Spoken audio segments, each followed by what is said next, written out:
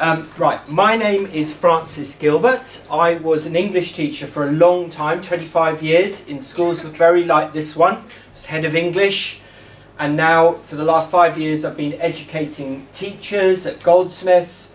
I sort of missed the classroom because I did it for 25 years, day in, day out, and I want to run these revision sessions to sort of just keep my all in with my teaching skills and to do some research. So I'm also going to be sort of collecting in some of your work that you do, photocopying it, and then Miss can hand it back to you so I can use it for my research, and I believe the head teacher is going to get me permission to use that. So don't necessarily put your name on the piece of, oh no, you will need to put the name on, won't you? Yeah, we'll sort that out, yeah, at the back, okay.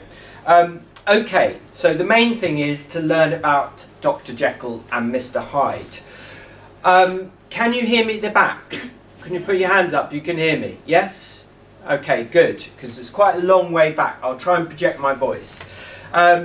This is a text which is of great interest to me. I taught it for many years at GCSE and actually A-level early in my career. And I wrote a book, which I'm plugging now, shamelessly, Dr. Jekyll and Mr. Hyde, a study guide. And a lot of the work that you will do comes from the study guide. And dare I say, the answers to the questions are in the study guide, but I won't be giving them to you because you've got to try and work out some of them for yourself. Okay. I've also written a little play based on Dr. Jekyll and Mr. Hyde, which is about gets people reading it in groups, and I take a lot of the original text from the play for that, for the play for that, and I also helped out on an audio guide with this, so it is something of huge interest to me. Just to explain, right, what do I want to do? The learning goals. I would like you to develop your knowledge of context. I expect you know quite a bit about this already. I would like you to learn about structure and narrative, characters, settings of a novel. I'm going to be teaching you a little bit, possibly more, on expressive reading. So we're going to be doing some reading together of this book, and a technique I call diagrarting, which you'll learn about as we go on, which is very helpful for revision and across all your subjects. And we're going to learn about authorial techniques too. Right, what is some of my thinking behind this session? I am very interested as a researcher in the whole area of memory and embodied learning. So that means moving with your body and learning with your body. And we're going to be having a go at doing a bit of this during this session as best we can. There's a lot of you here, so I won't be able to do a huge amount of it. It works a bit better with maybe a smaller class, about 30, but I'll be showing you some techniques. And we're going to be doing some looking at role play, and I'll be doing a thing called Teacher in Role, where I will become a character from the novel. I am not a great actor, and this is not the point of it. I'm just going to have a go so that you start having a go at doing some role play to help you remember key quotes. This is what the role play can really do and help you understand those quotes. We'll see that as we go on. Right. Just to give you an idea of why are you doing this GCSE in literature? Why has the government set this for you to do? They want you, and we all want you, to become independent readers. This is a key goal of the English GCSE. They want you to understand texts that are over 100 years old. That's Shakespeare, but also this particular text as well, and have a deep understanding of the context of them.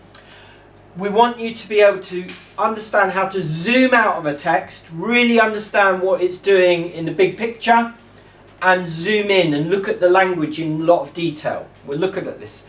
For the Dr. Jekyll and Mr. Hyde, there's a particular need for you to understand horror and suspense.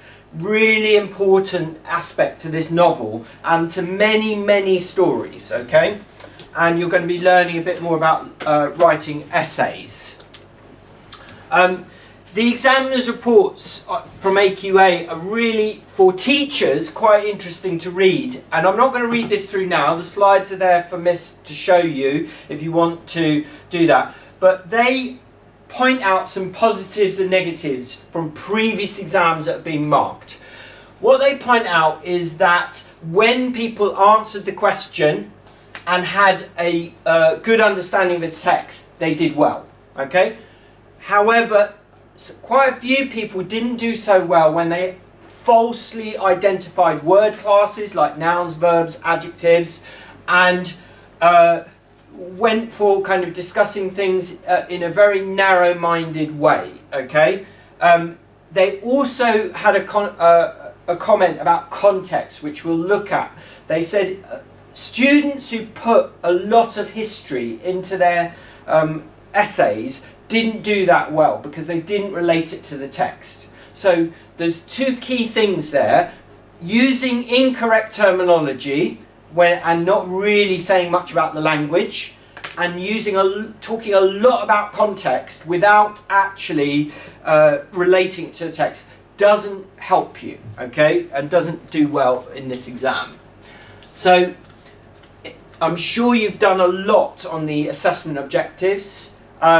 I just want to go through the key messages and how this is marked and what they're looking for.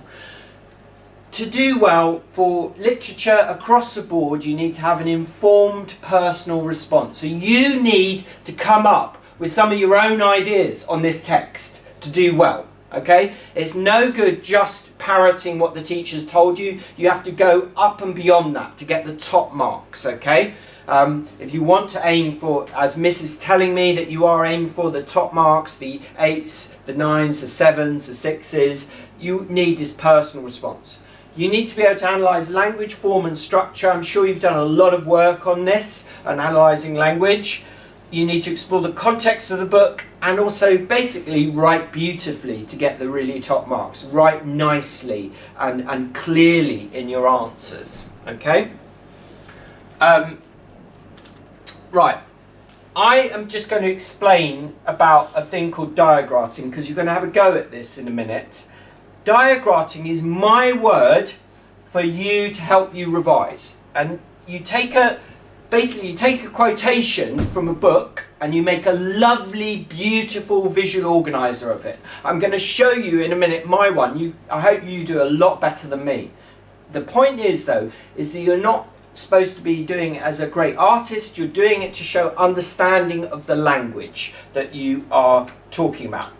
And to do well in English across the board, particularly literature, you need to cover three key things when you're looking at language. You need to think about what the language is making you feel emotionally, what your attitudes are to the characters. You need to think about what the language is making you sense, see, touch, taste, smell, hear, and you need to think about how what is actually happening in the text. What's happening, the 5 W's plus H, which we'll look at in a few minutes, and the author's techniques. So I've got a little organizer. What is diagrarting? Diagrarting is using diagrams, discussing things, and art. I've got some very bad pictures of my stick men to express yourself and try and understand the text deeply. And you're going to have a go at this in a minute. Why do it? This is about developing what's called your aesthetic response. So to do well at literature and English and many other subjects like art, music, drama, you need to develop what's called an aesthetic response. Respond to the beauty of a text. Understand why it's effective, okay? And you're making sense and meaning of a text through doing this sort of visual organising. It is useful to do for revision. It is very, very useful for revision. There's a lot of research in this area that people who do best in their exams across all subjects visually represent their ideas, okay, in science, in English, in history. So it's not just something you can apply for English, it's something you can do across all things. You are responding, and how do you do it? You respond visually and verbally to text. You annotate, you use something called secret strings, just make arrows between topics so you see the link between them. No artistic skill required. I'm terrible at drawing, that's not the point. You draw stick men and you represent basic concepts. You keep it flowing, so you do it quickly, you don't agonize about it, and you explain and dialogue in pairs. It's very good to revise in buddies and to buddy up and have a friend where you can discuss things with. It helps embed things in your memory, and you redraft and redo them if necessary. And you use diagrams, colours, concept maps, maps of consciousness, just representing your thoughts, storyboards, whatever is appropriate for the situation. We'll see this in a minute. Okay, so I have got an example of a aesthetic response here from Dr. Jekyll and Mr. Hyde. Let's see, I'm going to read it out to you. Person with a hand up first, seeing where this comes from and what it's referring to, wins a prize. With a transport of glee, I mauled the unresisting body, tasting delight from every blow. Okay, discuss in pairs for a minute. Where does that come from? What is happening in it? Okay, just quick discussion, and we'll hear your answers in 2 or 3 minutes.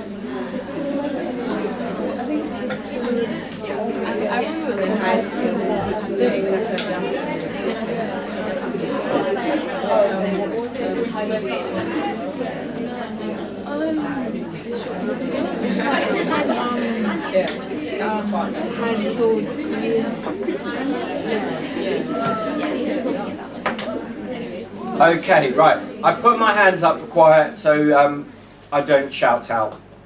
Has anyone got an answer? Where does this come from? Is it Jekyll referring to his measure of Carew? It is. You get the prize. Absolutely. Well done. It is Jekyll referring to the murder of Sir Danvers Carew, this brutal murder. Interestingly, you say Jekyll, don't you? Because Jekyll is writing the full statement of the case, but he is actually Hyde at that time, isn't he? And there's a very interesting discussion here. Right, I have done my little diagram here along the lines to give you an idea. I've thought about what I feel as a reader doing this. So I put at the side, you may not see it at the back, pity for Sir D, horror at the murder. So I feel that. I want to communicate that to the examiner on my piece of writing, in my analysis. I've noticed also, what does the character feel? Because this is very relevant here, isn't it? With a transport of glee, I mauled the unresisting body. Dr. Jekyll or Edward Hyde, I put EH for Edward Hyde, because when you diagram, you just do little abbreviations. You're not worried about being understandable to anyone but yourself. You need to be able to discuss it with a partner, but and he feels extreme pleasure. We, the reader, feel disgust, though, don't we? When we read about his great pleasure, we think, what are you doing? You know, this is horrifying. You're murdering someone and you're saying you find extreme pleasure in it. So an examiner will want to get you to think about the character's feelings, but your feelings in response. We feel confused. Now, how could someone be so happy at murdering someone else? Amazement, perhaps. And then I've underlined key words like I. That's a very interesting pronoun. Fascinating pronoun, isn't it? I. Who is the I in the full statement of the case at the end of the book? Is it Dr. Jekyll who's saying I really enjoyed it? Or is it Edward Hyde? Or is it both? Who is enjoying it there? And the pronoun makes us think about, like, who is actually taking the enjoyment of the murder. I mauled. Again, mauled is a very powerful, dynamic verb. You don't have to say it's a verb if you don't know, but it's very, very full of energy. That's what we mean by dynamic. And delight from every blow. Now, I've drawn a little diagram to get myself into the head of Edward Hyde here and the scene. So I've got EH here smiling, and I've done a little stick diagram of him trampling Sir Danvers, not moving, and the blood. Sense, well, tasting a drug like huge pleasure. Senses come in here, don't they? So the sense of taste is there. And also we get the sense of the sight of him not moving. He's unresisting, isn't he? The body's unresisting. And then think. Oh, I've also put, what does delight taste like? It provokes that question, which again you could put in your analysis. What does it taste like? Taste like, for Edward Hyde, like blood, doesn't it? Or it tastes like murder for him. Think. We remember the maid's account and think about the contrast with Dr. Jekyll's confession. If you look at my sheet here, this is a really interesting thing to do, comparing accounts. The second sheet row down, you can see the maid's account and compare it with Dr. Jekyll's account. The maid says in third person, so it's not a personal account, it's in the third person. The maid says, with ape-like fury, he was trampling his victim underfoot and hailing down a storm of blows, under which the bones were audibly shattered and the body jumped upon the roadway. So there, if we were to diagram that, the sound of his bones crunching, we could actually hear his bones crunching from the murder, couldn't we? And ape-like fury, we see this who's not human lose his temper.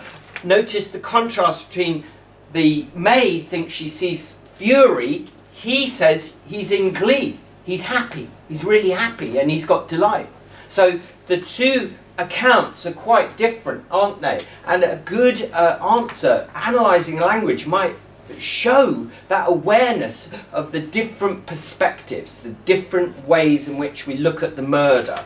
Okay?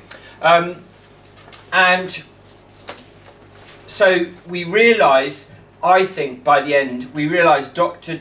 J is Mr. H. I think by the end we realise that actually this was always in this very nice, lovely, charitable doctor. He always had it inside him to be this terrible murderer, this dark side that came out when he took the potion. Right, you are now, I've given you an example of doing a diagram. I would like you to either diagram that one and use some of my ideas, or diagram another quote on the sheet that you've got in front of you, like the maid's quote. And the purpose of this is to spend a few minutes getting a bit of practice in diagramming yourself, so you get practice in revising the text, and the visuals will help you remember the quote, will help you see it more clearly, will help you understand it, so any stick-like things that you can quickly draw helps. And then think about the structure of feel, sense, think, to give you some ideas. Okay, off you go. Do the final element of diagram. Well, it's not a final element. A lot of you have got the idea. It's great, fantastic, because basically, you know, as we go on, I can just sort of say to you, diagram this, and you can just have a go at it, and it help you sort of remember through visuals. Right, the final element, which I want you to do in pairs, is the diagram. Is a diagram and art, but also dialogue. So it doesn't matter whether it's not understandable to anyone else, it has to be understandable to you. So obviously when you look back at it, you can understand it and it can help you with your revision. But the other element is the dialogue. Okay, so I want you now to explain as best you can your diagram. Don't worry if you haven't finished yet. Your diagram to the person sitting next to you. Discuss and get them to ask questions. If they say, hang on a minute, I really just don't get, why have you made this colour around this word? And if you're not sure, maybe get them to help you. So you dialogue. Dialoguing is about getting help from someone else. Not necessarily knowing all the answers, but you get that dialogue going. That is what makes revision really enjoyable and really, really productive when you get that dialogue. So can you dialogue with the person sitting next to you about what your diagram is about? Right, off you go for a couple of minutes. You're getting all the idea of diagramming. Could you put your thumbs up if you are kind of secure, you know what diagrarting is, and you're not sure that, and then if you really don't know that, so just give me an idea of where you're at with diagrarting. Most people got thumbs up. It's fine if you really don't get it. That's helpful to know. Yeah, great, fantastic. Most people got thumbs up. Okay, right. I'm going to move on now, but hopefully we can do a little bit more diagrarting as we go along. I want to talk about context because this is something that the examiners are very keen on, and I was a GCSE examiner for quite a few years, and it's come up again and again. Remember the key point the examiner's report said, putting in loads and loads of history into your essay is not going to get you a huge amount of marks unless you, well, you just need to relate everything to the text, to the words. A key thing to understand about context is the ways in which this book was read 100 years ago. This is a time before video, before TV, before radio, and a time when 90% of the population in London, when this book was published in 1888, were not literate. So most people couldn't read. About 10% of people could read. That's 1 in 10 people. That's very different now because the majority of people in the UK can read and write their own names. But if you look at birth certificates from the time, I look at my wife's great-grandmother's birth certificate, she just put an X. She couldn't write her name. She was an adult, but she hadn't learned to read or write. The 10% of people who could read and write were very good at it. They were highly, highly educated. And what they would do in the evening, instead of watching their video and TV, is they would read to each other. And they'd read books like this, out aloud. And they'd get huge enjoyment out of it. And that's very important to understand when we read this book, because this book is designed to be read aloud. And it's designed to be read aloud by highly educated people who understood the fine detail of the language in a very, very clever way. And so we need to understand that to appreciate the book and the power of the book. Okay? This book was shocking. It was one of the most shocking books ever published in the 19th century. It was shocking for a lot of reasons. The violence, it was shocking. The mystery behind this story was very shocking. And also the references to what we might call sex in the book was very shocking, because there's a lot of coded references to sexual activity in this book, which is probably necessary to understand, to really understand this book. So, for example, I'm going to tell you a fairly shocking thing about this book.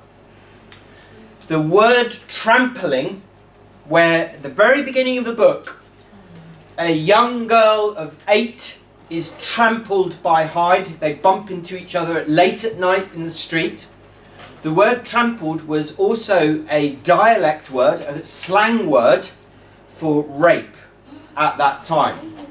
And one of the critics of this book, this is all in my guide, one of the critics of this book, called Gerald Manley Hopkins, argues that actually what had happened was that Hyde actually sexually assaults this girl in the street.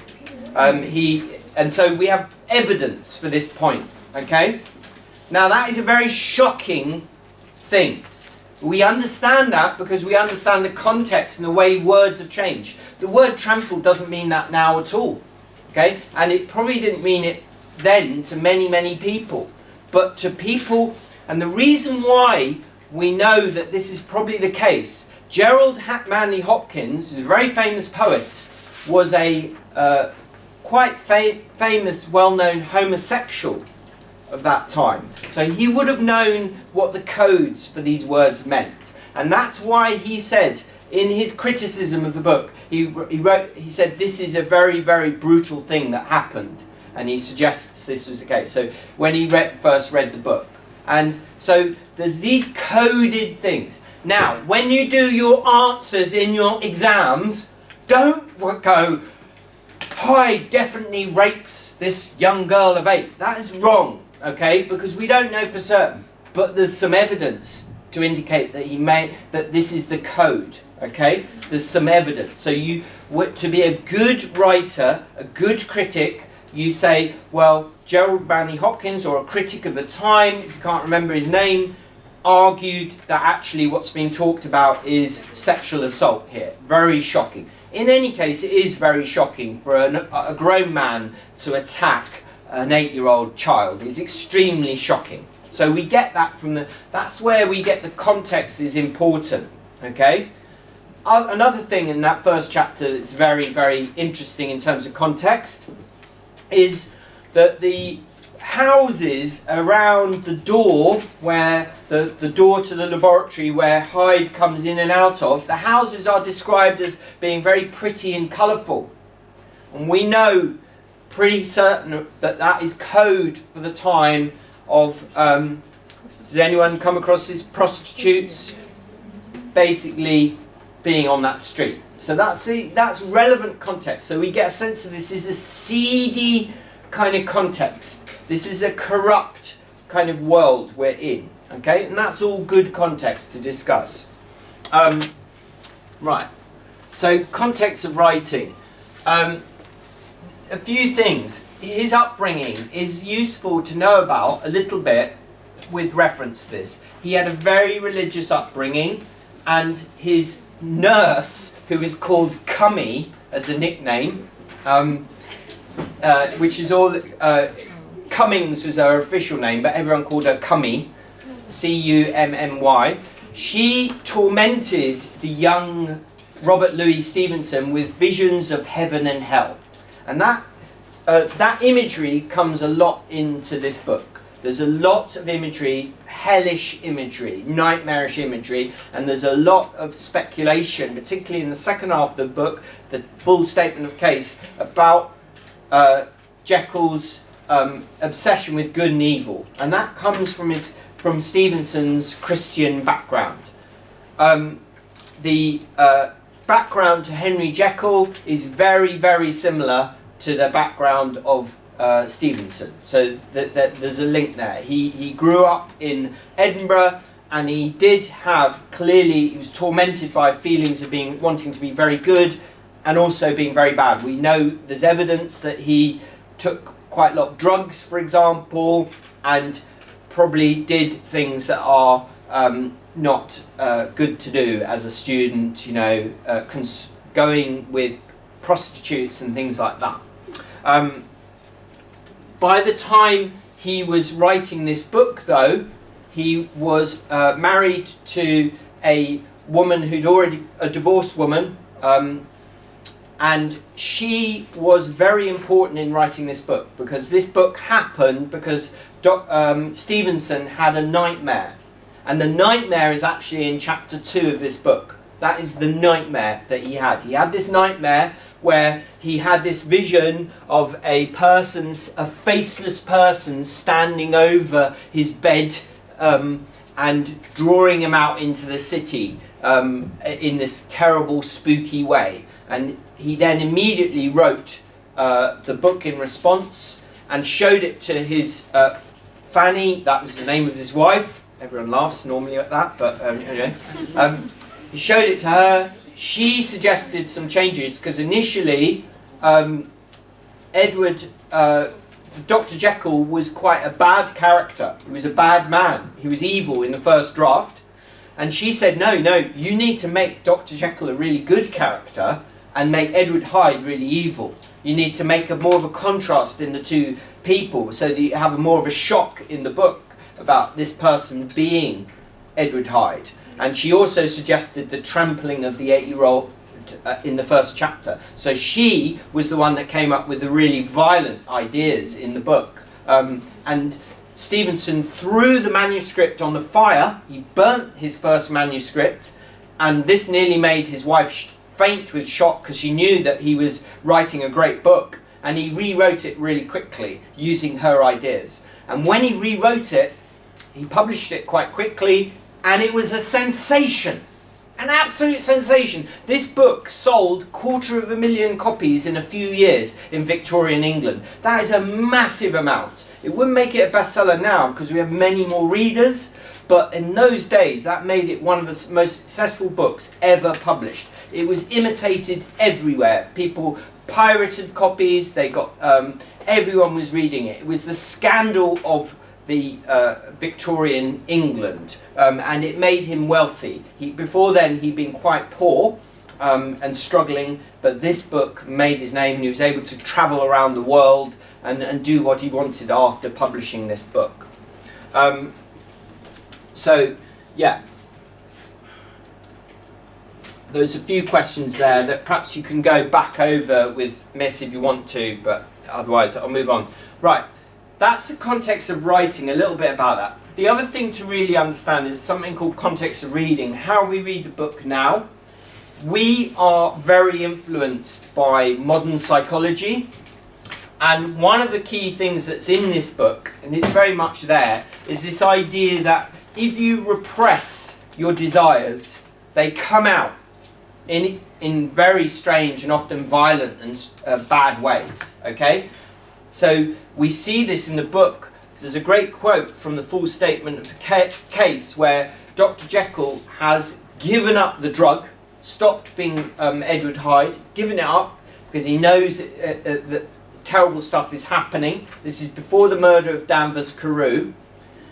And then he decides, oh, I miss Edward Hyde. I really want to have that pleasure of being unknown and doing exactly what I wanted and going on my adventures and trampling little girls. He really wants that. So he takes the potion and he writes, my devil had long been caged, he came out roaring. So he repressed, his devil had been caged, he'd locked all of his desires in a cage, repressed it, but because of that, when he took the drug again, which enables him to just express his deep-seated unconscious emotions, something terrible happens, and that leads to the murder of Danvers Carew. So the murders of Danvers Carew happens because he's repressed the darker side to him.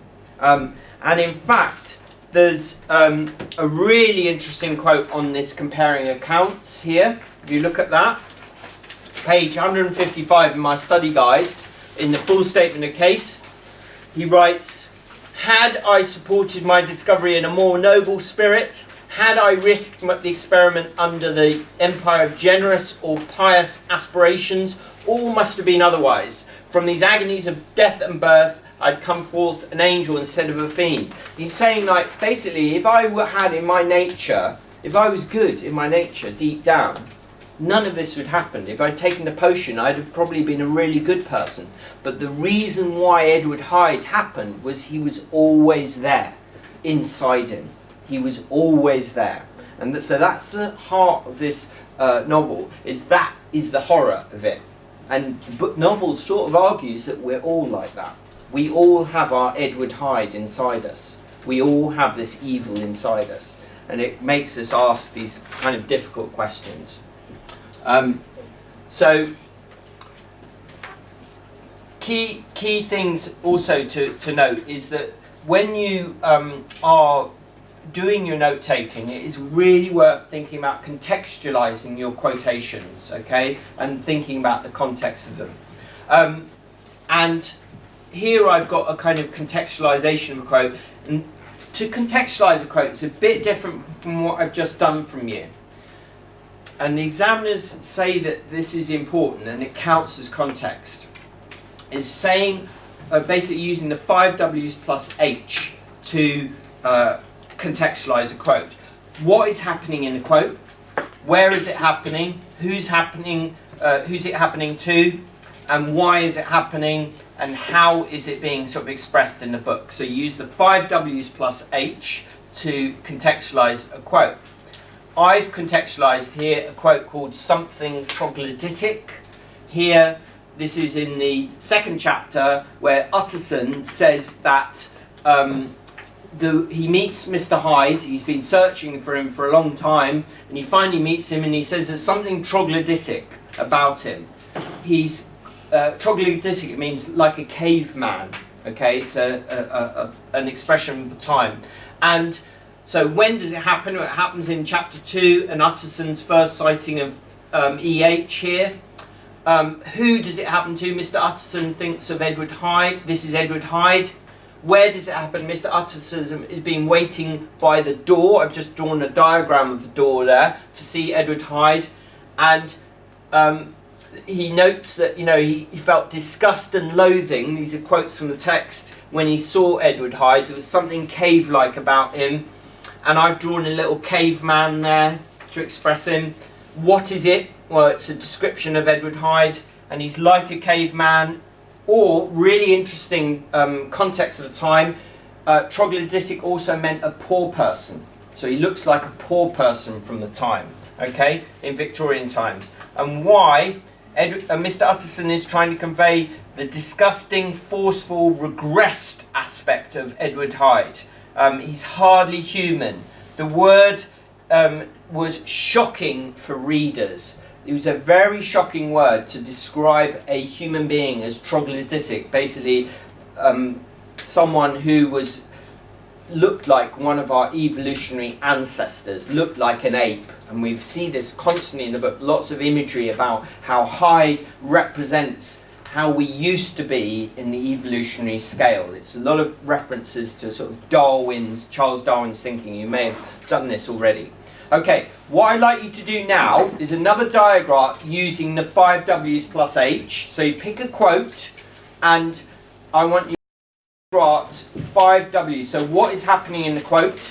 Where is it happening? You can pick a quote from my sheet here, or you can use something troglodytic if you want to that's already there. Okay, off you go for a few minutes.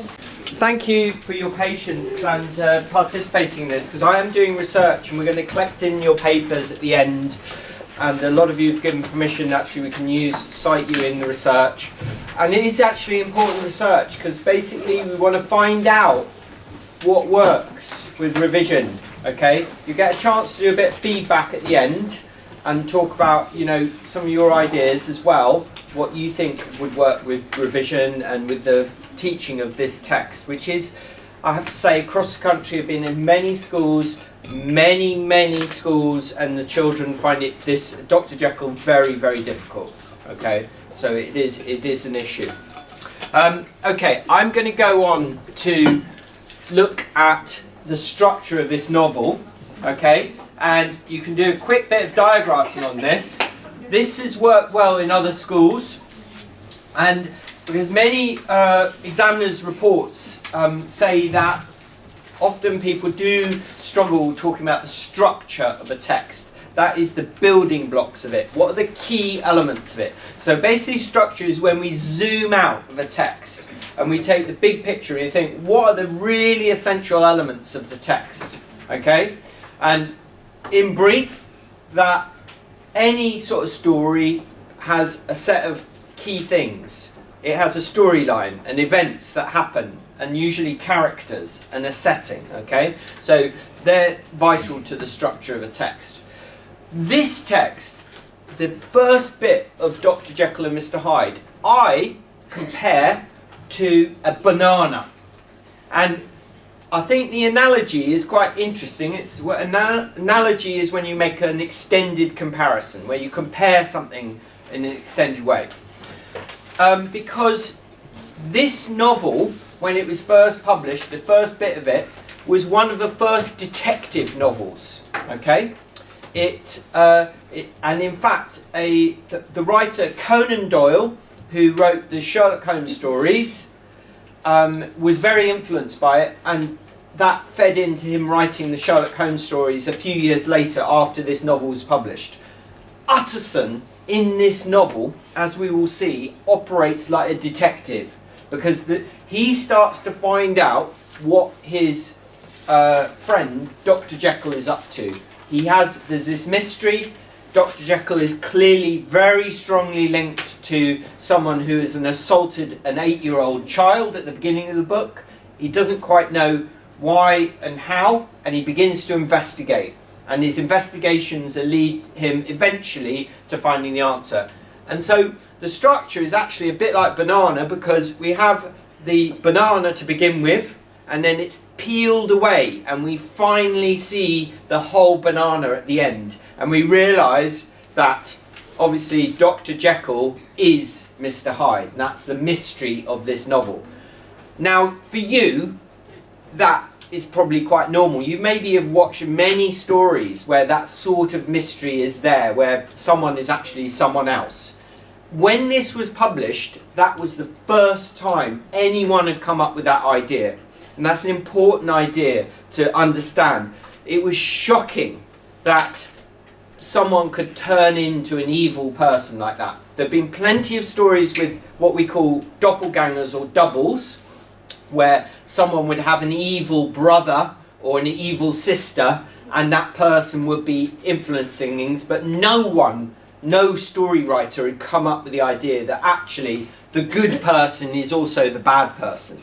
And that is why this is such an influential novel. So it's like a banana in the first bit. We peel away the story, and at the end of the story of Utterson finding things out, we find out that, at the end of Lanyon's narrative, it's only after Lanyon's narrative that we find out that Dr. Jekyll is Mr. Hyde, don't we? And that's the end of the banana. We have then the next element of the book, a rotten apple. The full statement of the case is structured, I would argue, like a rotten apple. Because we have the apple on the outside. We have this good man, don't we? This lovely looking man, rosy-cheeked 50-year-old man, Dr. Jekyll, who's giving to charity.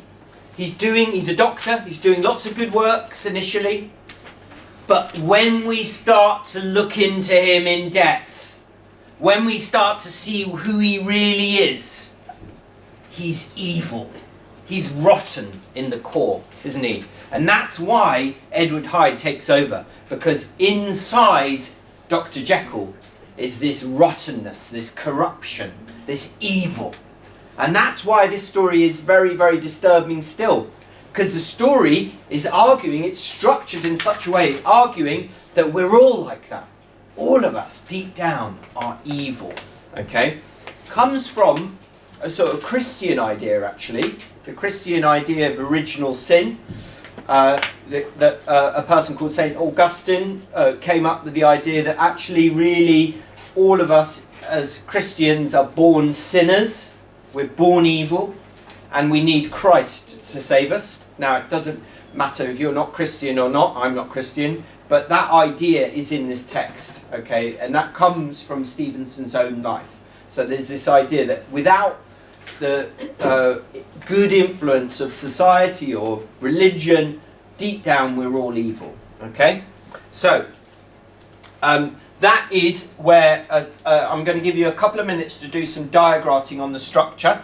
I've done a diagram on the peeling of the banana, the story of the door, and I've done little bits where we start to peel the banana. Edward Hyde writes a cheque to the girl's parents in using Dr. Jekyll's cheque, and that's a bit of a peeling of banana. Edward Hyde knows the will is made out to him, so he speaks to Utterson in chapter 3, and it's clear that he knows that he is going to inherit all of Dr. Jekyll's wealth, and that really disturbs Utterson, and this is a moment of horror for him. And so the banana is peeled. I've started it there. There's other things that I haven't put in that you could put in as a peeling of the banana. The fact that we learn that Dr. Lanyon is really, really upset and dies after seeing Dr. Jekyll, and we know that mystery. And then we have the final bit where Paul, the butler, comes to Utterson and says we need to break into Dr. Jekyll's laboratory and see what's there, because there seems to be this evil dwarf, this evil short man walking around in it. And they break into the room, and they find Edward Hyde in Dr. Jekyll's clothes, and then Utterson reads Dr. Lanyon's account and realises that Edward Hyde is Dr. Jekyll. So we have the peeling of the banana. So can I get you to spend 2 or 3 minutes just drawing the structure? You could do the apple or the banana, draw a banana and show how the key elements are peeled away. Okay, off you go for a couple of minutes.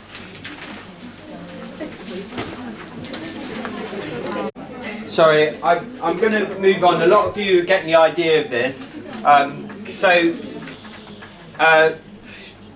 Doing these sorts of diagrams. By the way, come up with your own analogy. You know, I suggested banana and rotten apple. You might come up with your own one. Examiners love this, where they really like it if you go, you know, the first part of the novel is like a banana. We peel away the story and finally find the truth about Edward Hyde and Dr. Jekyll through a series of peeling away. So that it makes nice, beautiful writing, AO4, if you can do it nicely. Obviously, you know, don't take it too far, but having a nice sort of quality to your writing can make it good. Right, so on this PowerPoint, underneath, I've actually pasted in a lot of notes, which I'm not putting here because they're actually really too much to look at in a presentation like this. But I'll send this to Miss, and she can give it to you, and you can look at my notes underneath, okay? Because there's a lot of information in there. The genre of this book, or the type of book it is really interesting. It is, as I've said, like a detective novel, okay? Where we find the mystery of Dr. Jekyll. We find it out. It is a science fiction novel, okay? Because he has a potion. He has what he calls an ebullition. He's a scientist, and he makes something out, and he turns into another person. It is also a horror novel. It has strong elements of horror, real, genuine horror in it. And it is also at the very end of Full Statement of Case, a philosophical novel. It's got philosophy in it, and that's actually what makes it really difficult to read, because it's full of these ideas about good and evil that Stevenson was interested in.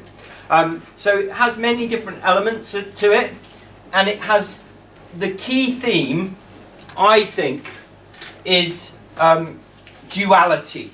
I think the central idea in this book is that man, as I've said a few times, is both people are good and evil. We have the good Dr. Jekyll and the evil Hyde, and actually they're within both of us, okay?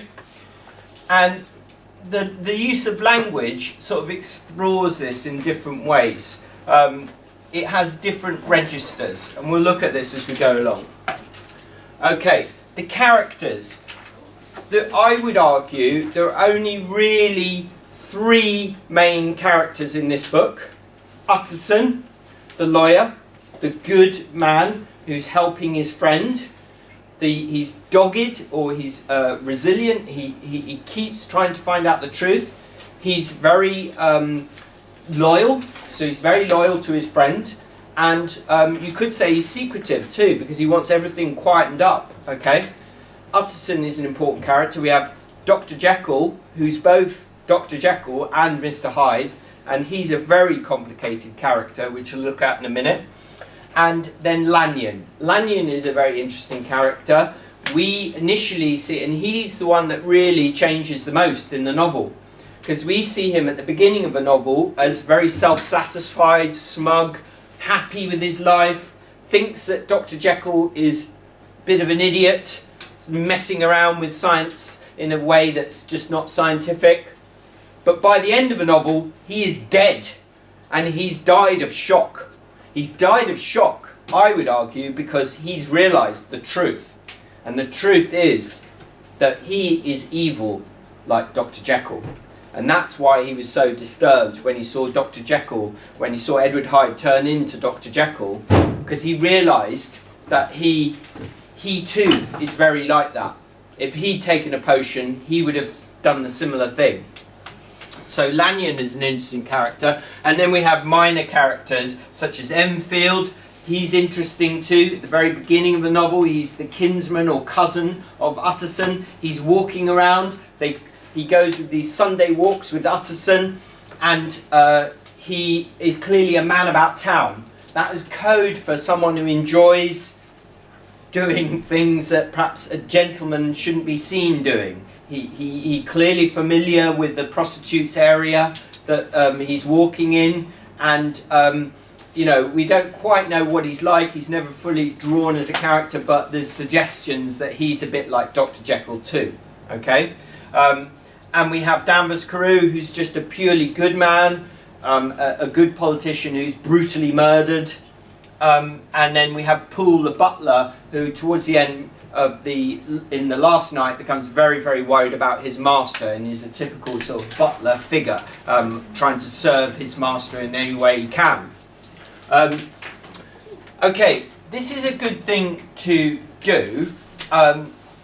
This is a thought tunnel, and in a minute, I'm going to be Utterson, and I want you to all, as I walk through you, walk along here and back again, to utter some thought Utterson might have, okay? And I'll point to each person as I go through. So, I'll model this with you. I'm going to be Utterson, I'm going to put the hat on. In a minute, I'm going to teach you and roll.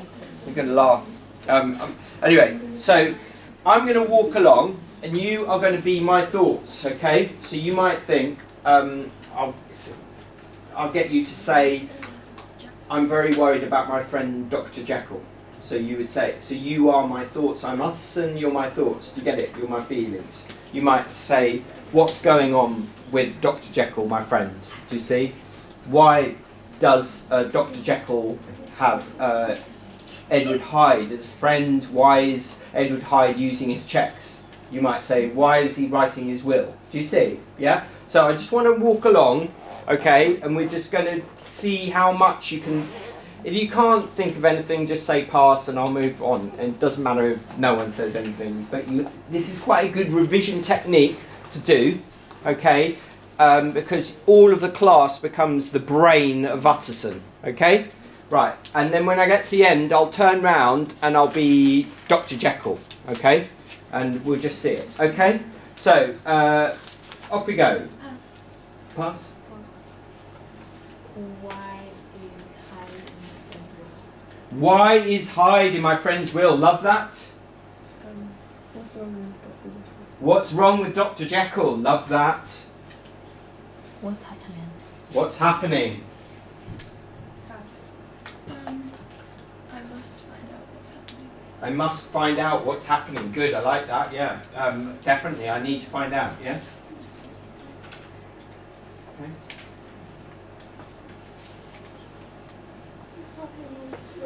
Sorry? How can man be so default? How can a man, you know, have a friend like that? How can he be so unevolved? Yeah, oh great, I like that. How can Hyde be so unevolved? Good, yes. I want control. I want control, I want to know the truth. Yes, I like that. Anyone else? Why is Dr. Jekyll so secretive? Why is Dr. Jekyll so secretive? Why is Poole so worried about Jekyll? I love that.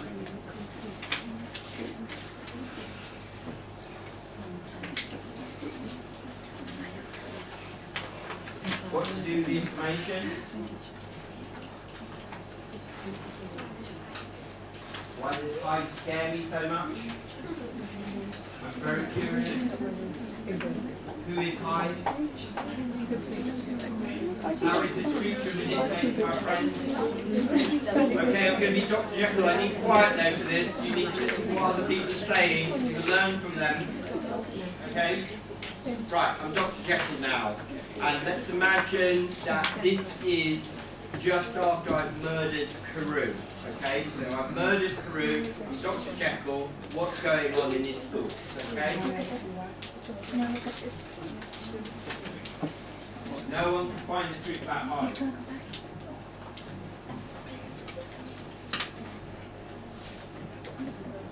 He deserved it. Carew deserved it.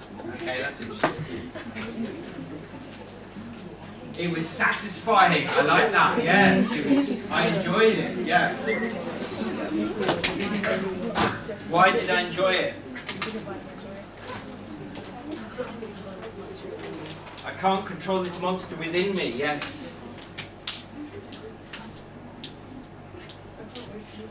I can't wait to do that again.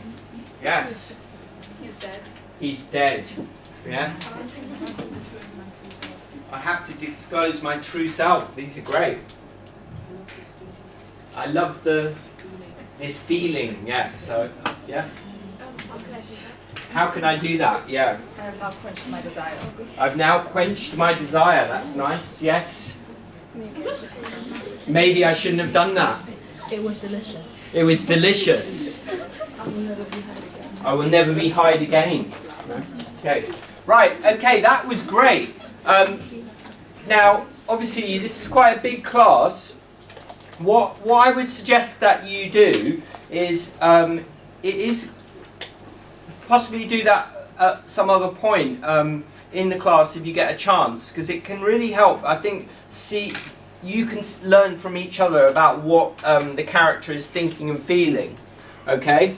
Right, I'm going to do teacher and role now, where I'm going to become Utterson, and that is the reason for that is to give you an idea of what it's like to enter role play. Put your hand up if you've done role play before. Okay? So what you've got your hand up. What have you done? When have you done it? Who did you role play? Characters. Sorry, characters from novels in English lessons. No. In drama. Yeah. In drama. Anyone else done role play? Okay.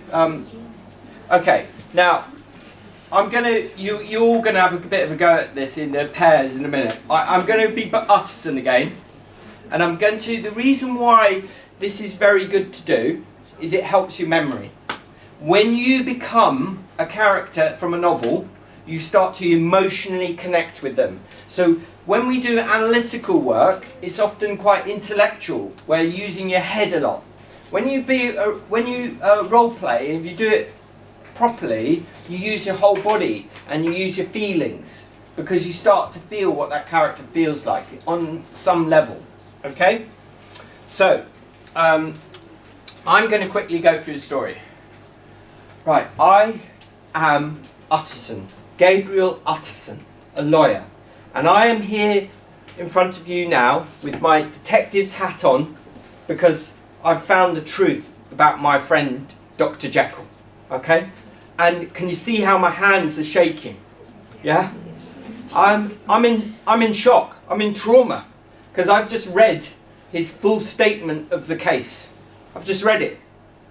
And you know what? My friend, my best friend, was a murderer. A murderer.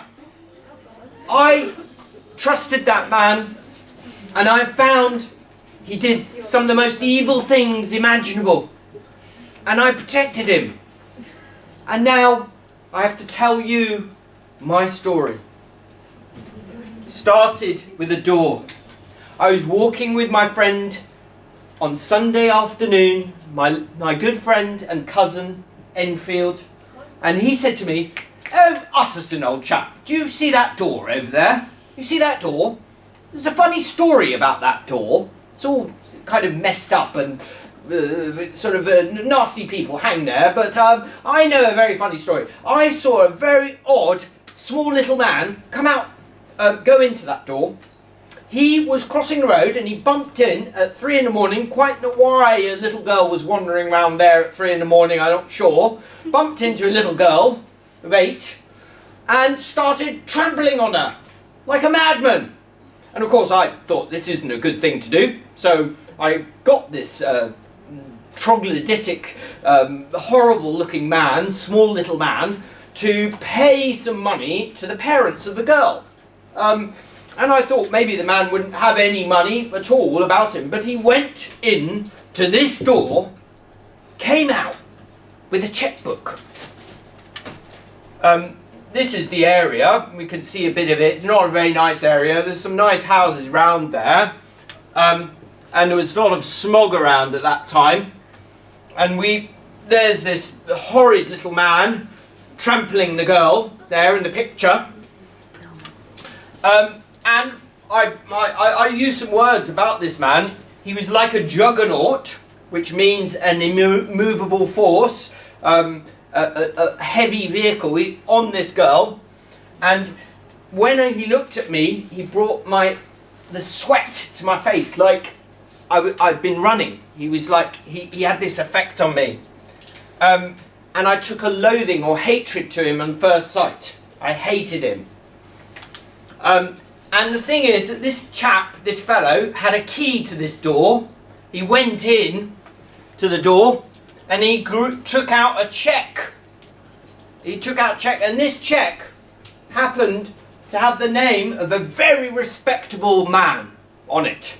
So this dirty little man who trampled an 8-year-old girl was paying £100 using the cheque of a very respectable man. And the next day we went to the bank with this man and found that this cheque was real. It was genuine, and this very respectable man had paid for this horrid man, we didn't know his name at the time, to pay off the parents of the girl from talking and going to the police.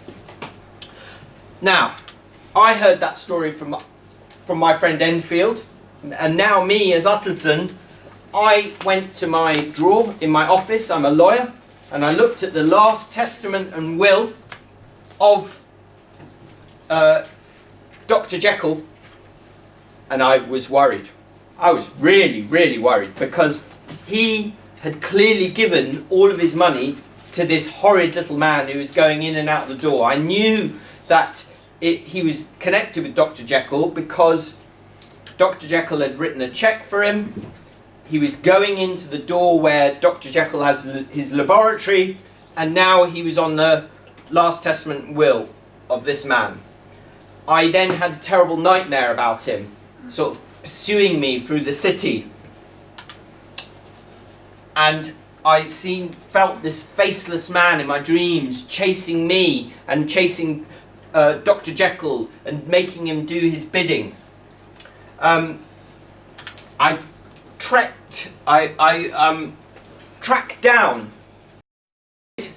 after a time and found him, and he clearly was a very unpleasant man and said that I shouldn't delve further into the business. But I, as Utterson, wanted to find out more, and I went to see Dr. Lanyon, who hadn't seen Dr. Jekyll in 10 years.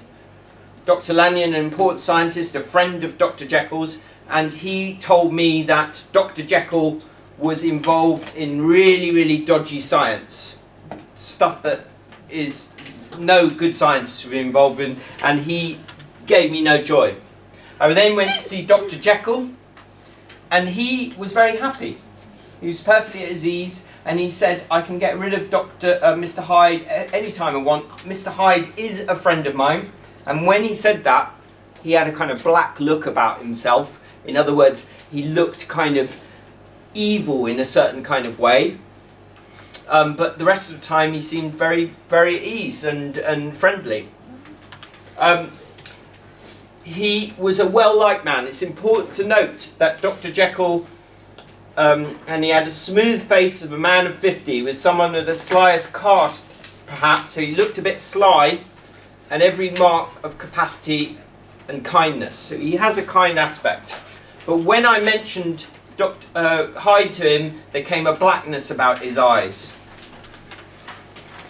Things, though, went very wrong, because one night, a few months later, Sir Danvers Carew was brutally murdered at a time when there was fog all over the city and a real sense of darkness. And we heard from a maid that Mr. Hyde murdered Sir Danvers Carew. A great flame of anger came upon Mr. Hyde, who she saw from the window, and he had an ape-like fury about him, and he was particularly small and particularly wicked looking. Terrible, terrible murder happened. And it was everywhere in the news. Hyde, if he was caught, would definitely be hung and taken to the gallows. But Hyde couldn't be found. Though, when I was called by the police about this, my horror about things deepened. My worry about my friend deepened, because it was Dr. Jekyll's walking stick that had been used to murder Sir Danvers Carew. And I recognised also Dr. Jekyll's hat. When I went to see Dr. Jekyll, he seemed very, very ill, looking deadly sick. But he passed me a letter that was written in the hand of Edward Hyde that said, "I'm going away and I'm not going to come back and trouble you again." And initially, first of all, I was really pleased. I thought, yeah, he's free of this horrible man. But then I went and showed the letter to a specialist, a handwriting specialist, and the specialist said, that handwriting is Dr. Jekyll's handwriting. So Dr. Jekyll had forged, or he'd made the letter up to protect his friend, Edward Hyde. Terrible, terrible thing. He was defending a murderer. I then went to see Dr. Lanyon, who was looking really, really ill. And I'd just seen him a few days before, and he'd been relatively happy. But and I asked him about Dr. Jekyll, and he said, "Don't talk about him. I don't want to hear about him at all." He looked like he was going to die, and in fact, he did die a few days later. So Dr. Jekyll had had some effect on him. I didn't know what, but a terrible effect. Enfield and I were walking one Sunday afternoon, as we like to walk, and we went into the courtyard where Dr. Jekyll's laboratory is, and we saw Dr. Jekyll sitting in a window, and Dr. Jekyll seemed quite happy to begin with, but then suddenly he was seized with a sense of terror and had to go away. Abject terror and despair came across his face, and we felt that terror too. A few days later, I was called on by Paul, the butler, to come to the house of Dr. Jekyll straight away, because Paul had seen that Dr. Jekyll had disappeared completely, and the only person in the house seemed to be this monkey-like man, this tiny little man wandering round. And so we broke down the door to the laboratory, because it's the only thing we could do. Went into the laboratory. The big bit of it was all covered in dust and darkness. And we went up some stairs to the small cabinet or small room where Dr. Jekyll did his experiments, and we had to break down that door, and we saw a complete mystery again. We saw Edward Hyde dying, twitching his last, in the huge clothes of Dr. Jekyll. Didn't make sense at all, and he'd obviously taken cyanide or poison. So what had happened? I then read, to my astonishment, that on the desk was a letter addressed to me, Utterson, not the will or anything like that. And I was told that I had to read Dr. Lanyon's account. Dr. Lanyon had given me a letter a few days before he died, saying I don't open it until I've actually died and Dr. Jekyll has died too. And I opened this letter and I discovered the truth. I discovered that Edward Hyde visited Lanyon in January of that year, and before he'd visited him, he'd sent him Lanyon a message to go and get a lot of medicine and drugs from Dr. Jekyll's house, which Lanyon did. And then he then was told that to make a signal for Edward Hyde came to the house at midnight in darkness, came into the room, started taking the drugs that Lanyon had got for him, and Edward Hyde turned into Dr. Jekyll. And that was the thing that had really finished off Lanyon. Had really sort of basically led to him the death. The shock of seeing Edward Hyde become Dr. Jekyll had killed him.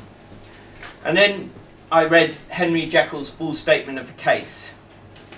This is where I learnt why and how Dr. Jekyll did this. Dr. Jekyll was obsessed with this idea of duality. Dr. Jekyll wanted to find a potion that split the human soul into two, so you could have a good bit and a bad bit. And he found this potion because this potion made him become who he called Edward Hyde, purely evil. And as Edward Hyde, he had a great time, as he felt himself. He had lots of adventures and he could do all the evil, bad things that he wanted to do previously, but had never been able to do because everyone had recognised him. And these two characters were one person, but he split off the good bit and the evil bit by the use of the potion.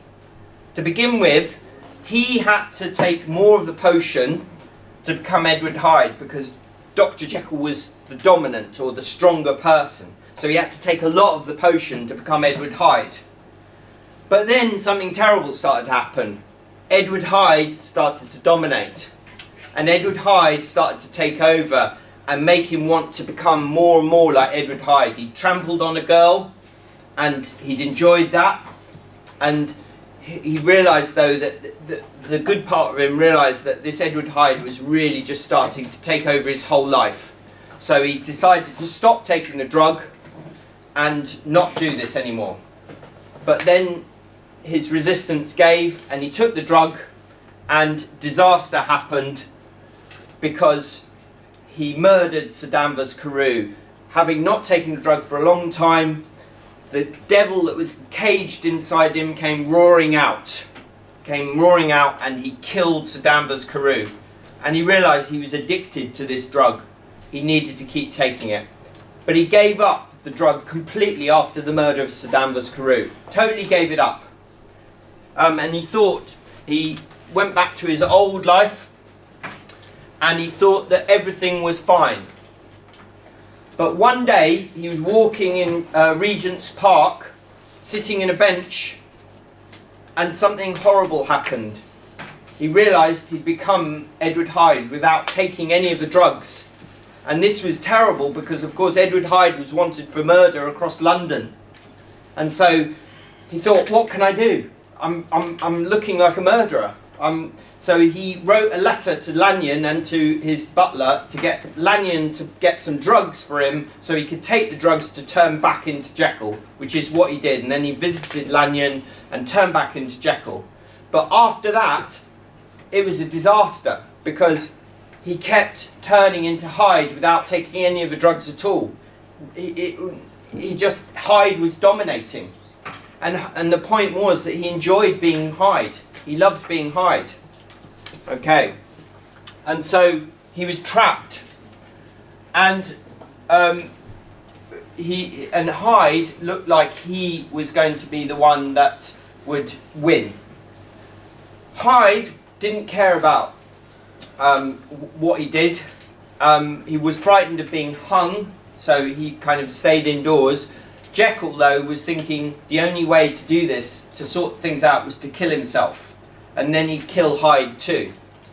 And in the end, we learn, having read his story, that Jekyll won. Because Jekyll killed himself. Hyde didn't want to kill himself. He wanted to stay alive. So in the end, we realise at the end of the story that Jekyll does win and stops the evil Hyde from carrying on. So that is the story of them. And the great secret of the novel is all human beings are commingled out of good and evil. Okay?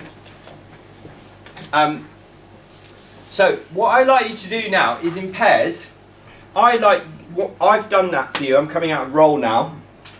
I'd like you to, that one of you becomes Utterson and the other person becomes the therapist, the person, the counsellor, trying to help Utterson. And I'd just like you, you're not going to show any of this, you're just going to try and go through what some of the points I made in pairs, and the reason why you're doing it is for memory, so you internalize the story.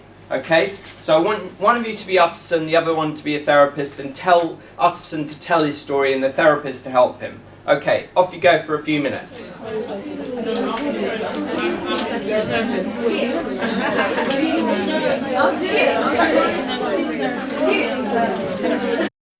This is important to understand.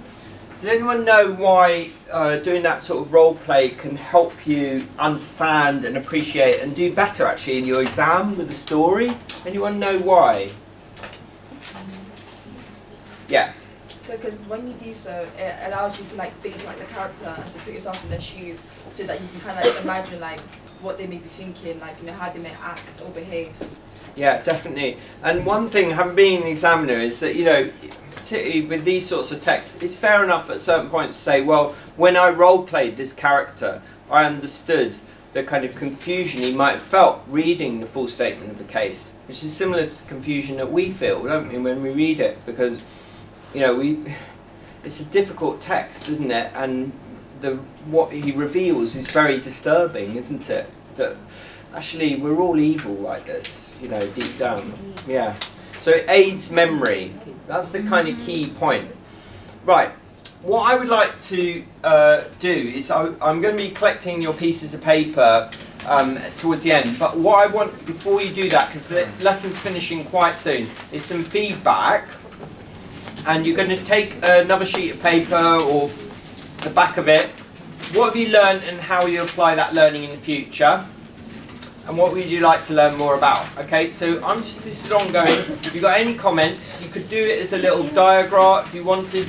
You could write a few sentences, bullet points. The point is that you're offering your feedback and thoughts.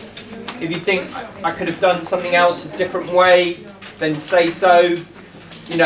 All of that's helpful. That helps other year 10s and 11s with their revision, because I'm going to be writing some research on this area, and I certainly will show Miss the research, and you can look at it if she wants to show it to you, about what actually works with students and revision. Okay, so just what you've learned and how you apply it, perhaps.